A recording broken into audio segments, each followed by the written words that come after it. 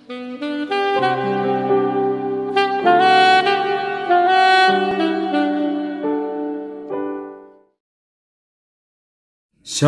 puji Tuhan, kita berjumpa lagi dalam renungan harian di hari ini yang saya percaya terus membuka wawasan kita, terus menambah pengetahuan kita akan firman, sehingga iman kita semakin mantap, iman kita semakin bertumbuh sampai kita mencapai kedewasaan secara rohani di mata Tuhan. Mengawalinya, mari kita berdoa. Puji syukur hari ini kami panjatkan ya Tuhan, karena Tuhan masih berikan kami waktu dan kesempatan untuk kami kembali akan membaca, merenungkan, dan mendengarkan sebagian dari firman-Mu yang adalah makanan rohani bagi tubuh rohani kami. Karena itu hamba berdoa, Roh-Mu yang kudus, tolonglah kami, urapilah dan berkatilah kami dengan kebenaran firman-Mu di hari ini. Berfirmanlah ya Tuhan, karena kami sudah bersedia untuk mendengarkannya. Dalam nama Tuhan Yesus Kristus kami berdoa. Amin. Nah, firman Allah yang menjadi perenungan kita bersama di hari ini, saya ambil dari Mazmur 85 ayat 1 sampai dengan ayatnya yang ke-14. Secara khusus saya akan baca ayatnya yang ke-5. Demikian firman-Nya. Pulihkanlah kami ya Allah, penyelamat kami, dan tiadakanlah sakit hati-Mu kepada kami. Demikian firman Allah di hari ini yang mengajar kita mengenai mengalami pemulihan dari Allah. Kala suasana rumah tangga kita yang tidak harmonis, suasana rumah tangga kita yang kacau balau, rumah tangga kita yang tidak ada damai sejahtera, maka itu pertanda bahwa kita membutuhkan pemulihan dari Allah. Ketika kita mengalami masa-masa yang genting, masa-masa yang sukar, masa-masa yang sulit dalam hidup ini, itu mengindikasikan bahwa kita membutuhkan pemulihan dari Allah.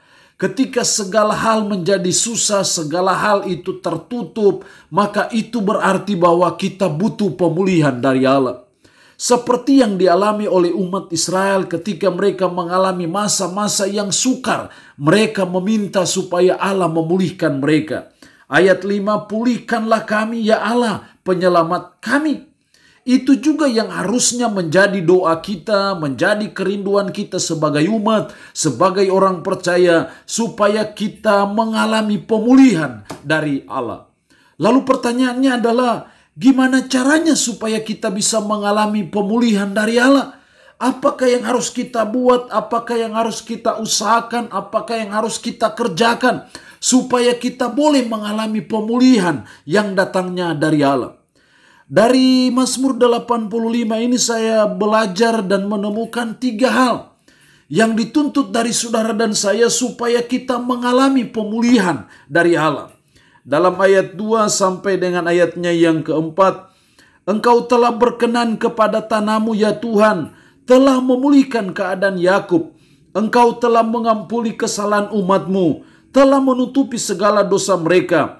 Engkau telah menyurutkan segala gemas-Mu, telah meredahkan murka-Mu yang menyala-nyala.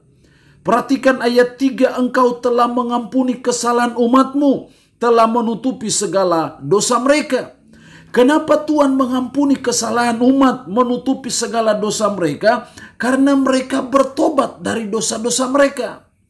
Disinilah yang saya lihat supaya kita mengalami pemulihan dari Allah, keluarga kita dipulihkan oleh Allah, pelayanan kita dipulihkan oleh Allah, kehidupan kita secara pribadi dipulihkan oleh Allah. Maka yang pertama kita harus bertobat dari dosa-dosa kita.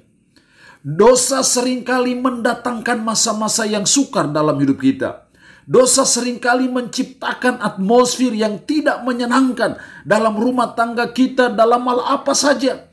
Karena itu supaya kita dipulihkan oleh Allah, supaya kita mengalami pemulihan dari Allah, seperti yang Allah buat bagi umat Israel pada waktu itu. Maka yang pertama, mari kita bertobat dari dosa-dosa kita, supaya Allah mengampuni kita, dan ketika Allah mengampuni kita, nanti juga Allah akan memulihkan kita. Dalam hal apa kita harus bertobat? Dosa model apa kita harus bertobat? Pelanggaran seperti apa yang harus kita bertobat?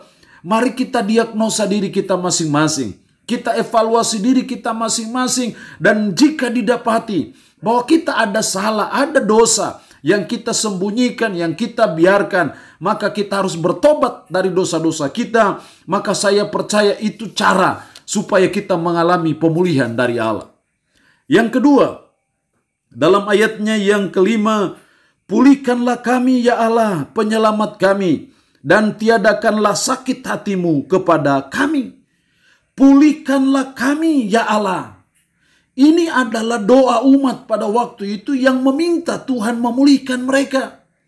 Dari sini kita belajar juga bahwa supaya kita mengalami pemulihan dari Allah, maka yang kedua kita harus berseru kepada Tuhan. Kita harus berdoa kepada Tuhan, minta tolong kepada Tuhan supaya Tuhan memulihkan kita. Dan kalau kita berdoa minta dipulihkan Tuhan, berarti bahwa ada kemauan dari saudara dan saya, ada kerinduan dari saudara dan saya untuk mengalami pemulihan dari Tuhan. Karena kalau saudara dan saya tidak ada kerinduan, tidak ada kemauan untuk rumah tangga kita dipulihkan Tuhan, pekerjaan kita dipulihkan Tuhan, usaha kita, bisnis kita, pelayanan kita dipulihkan Tuhan, bagaimana bisa terjadi pemulihan? Tapi kalau kita merindukan pemulihan itu terjadi dalam hidup kita, wujud nyata dari kerinduan kita adalah kita mau berdoa kepada Allah, pulihkanlah kami ya Allah. Jadi hal yang kedua supaya kita mengalami pemulihan dari Allah, kita harus berdoa. Minta Tuhan pulihkan kita. Kita berdoa minta Tuhan pulihkan hidup kita secara pribadi. Minta supaya Tuhan pulihkan keluarga kita, pulihkan usaha kita, pulihkan pelayanan kita, pulihkan bisnis kita, pulihkan segala hal yang tidak menyenangkan yang terjadi dalam hidup kita. Kita harus berdoa kepada Allah. Dan kita percaya Allah tidak pernah kesulitan untuk memulihkan hidup kita. Allah tidak pernah kewalahan untuk menolong saudara dan saya, memulihkan hidup kita secara pribadi, memulihkan rumah tangga kita yang suasana yang kacau seperti neraka, berubah suasana surga dalam rumah tangga kita. Saya percaya Allah tidak pernah kesulitan untuk memulihkan saudara dan saya. Yang penting saudara dan saya ada kerinduan untuk mengalami pemulihan itu, dan kerinduan itu Anda wujudkan dengan berdoa kepada Tuhan supaya Tuhan pulihkan saudara dan saya.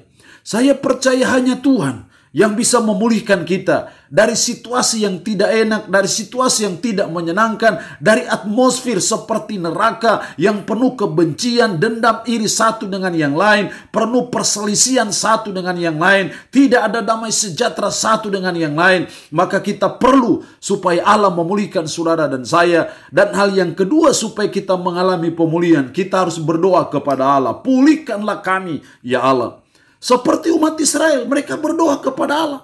Mereka berseru kepada Allah karena mereka rindu supaya mereka mengalami pemulihan dari Allah. Jadi hal yang kedua supaya kita dipulihkan oleh Allah, maka yang kedua kita harus berdoa kepada Allah. Saya percaya hanya Yesus yang bisa memulihkan kita. Jadi jangan lari kepada siapa-siapa, jangan minta tolong kepada siapa-siapa. Berlarilah kepada Yesus, minta tolonglah kepada Yesus, minta tolonglah kepada Allah. Karena saya percaya hanya Dia yang bisa menolong kita, hanya Dia yang bisa memulihkan hidup kita, memulihkan keluarga kita, memulihkan pekerjaan kita, memulihkan apa saja dalam seluruh kehidupan kita. Yang ketiga, supaya kita mengalami pemulihan dari Allah. Dalam ayatnya yang ke-10. Sesungguhnya keselamatan daripadanya dekat pada orang-orang yang takut akan Dia. Sehingga kemuliaan diam di negeri kita. Ayat 11. Kasih dan kesetiaan akan bertemu. Keadilan dan damai sejahtera akan bercium-ciuman. Itu akibat dari adanya pemulihan dalam hidup kita, dalam keluarga kita, maka akan ada suasana yang sangat menyenangkan terjadi dalam hidup kita. Tapi kita lihat ayatnya yang ke-10, sesungguhnya keselamatan daripadanya dekat pada orang-orang yang takut akan Dia, sehingga kemuliaan diam di negeri kita. Orang-orang yang takut akan Dia, sehingga kemuliaan diam di negeri kita. Hal yang ketiga supaya kita mengalami pemulihan dari Allah. Yang ketiga kita harus takut akan Dia. Kita harus takut akan Tuhan. Karena ketika saudara dan saya mulai belajar untuk takut akan Tuhan, maka saya percaya pemulihan itu akan terjadi dalam hidup kita. Takut akan Tuhan artinya bahwa kita takut berbuat hal-hal yang menyakiti hati Tuhan. Takut Tuhan artinya bahwa kita takut berbuat hal-hal yang tidak berkenan kepada Tuhan. Takut berbuat hal-hal yang melanggar firman-Nya. Takut untuk kita tidak taat kepada firman-Nya. Itulah orang yang takut Tuhan. Atau lebih sederhananya, orang yang takut Tuhan adalah takut berbuat dosa. Itulah orang yang takut akan Tuhan. Dan ketika saudara dan saya mulai kembali lagi menjadi orang yang takut akan Tuhan, maka saya percaya pemulihan itu bukan hanya sekedar wacana saja. Pemulihan dari Allah itu bukan hanya sekedar impian kita, tapi saya percaya itu akan terjadi real dan menjadi kenyataan dalam hidup saudara dan saya, karena saudara dan saya takut akan Tuhan. Jadi takut akan Tuhan sangat penting dalam hidup kita sebagai suami, sebagai istri, sebagai orang tua, sebagai anak-anak. Karena itu menolong saudara dan saya untuk saudara dan saya bisa mengalami pemulihan dari Allah. Karena saudara dan saya takut akan Dia. Makanya ketika saudara dan saya takut akan Tuhan, akibatnya ayat 11-14, kasih dan kesetiaan akan bertemu, keadilan dan damai sejahtera akan bercium-ciuman, kesetiaan akan tumbuh dari bumi, dan keadilan akan menjenguk dari langit. Bahkan Tuhan akan memberikan kebaikan, di negeri kita akan memberi hasilnya. Keadilan akan berjalan di hadapannya, dan akan membuat jejak kakinya menjadi jalan. Karena apa? Karena saudara dan saya takut akan Tuhan. Itu berarti sebagai umat, sebagai orang percaya, mari kita terus belajar. Kita terus berusaha dalam hidup ini supaya kita termasuk dalam bilangan kategori orang yang the fear of the Lord. Orang yang takut akan Tuhan, karena saya percaya ketika saudara dan saya menjadi orang yang takut akan Tuhan, berusaha jadi orang yang takut Tuhan, bergumul supaya kita masuk dalam bilangan kategori orang yang takut akan Tuhan, maka pemulihan dalam hidup kita secara pribadi, keluarga, pekerjaan, usaha, pelayanan, dan kesibukan kita pasti akan terjadi dalam kehidupan kita sebagai umat, sebagai orang percaya. Allah yang punya firman ini memberkati kita dengan firman-Nya di hari ini. Amin. Mari kita berdoa. Puji syukur untuk kebenaran firman-Mu di hari ini, yang boleh mengingatkan kami untuk kami mengalami pemulihan dari Allah. Tuhan, kami rindu supaya kami dipulihkan oleh Allah, baik secara pribadi, keluarga, rumah tangga, pekerjaan, usaha, kesibukan kami. Kami rindu supaya kami mengalami pemulihan dari Allah.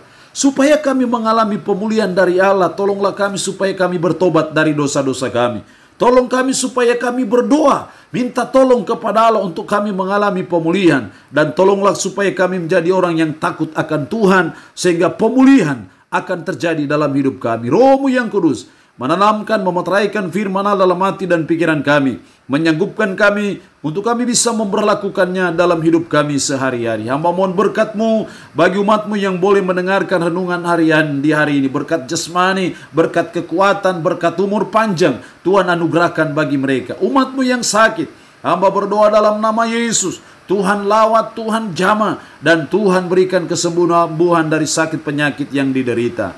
Terpuji-pujilah nama-Mu Tuhan. Dalam nama Tuhan Yesus Kristus kami berdoa. Amin. Shalom. Sampai berjumpa lagi dalam renungan harian edisi berikutnya.